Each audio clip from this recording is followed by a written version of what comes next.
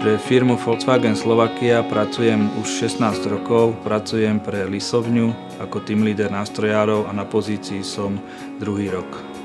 Po príchode na halu sa prezlečiem do pracovného odevu, preberiem si smenu od kolegu z predchádzajúcej zmeny. V mojom týme mám 7 ľudí, 7 nástrojárov. Týmto podľa plánu údržby nástrojov rozdám prácu na čistení nástrojov alebo v rôznych korekciách na nástrojoch. Ja sa starám o to, aby na našom pracovisku nástrojárov práca bola odvádzaná v požadovanej kvalite a bola zorganizovaná aj práca ohľadom zapracovávacieho lisu, kde máme veľa externých pracovníkov, ktorí nám odovzdávajú nové lisovacie nástroje.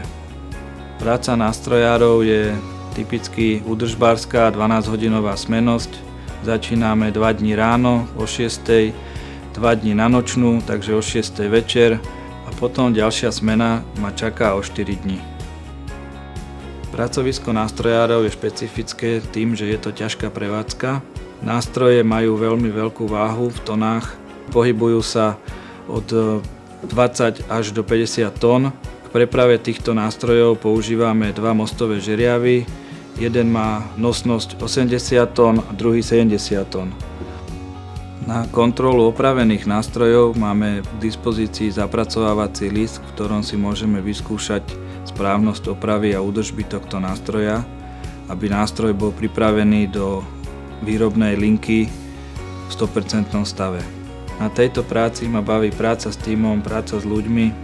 Na prácu nástrojára sa najlepšie hodí ten, ktorý je vyučený v obore nástrojár. Nevadí, keď je aj vyučený ako strojár a ovláda problematiku strojárstva.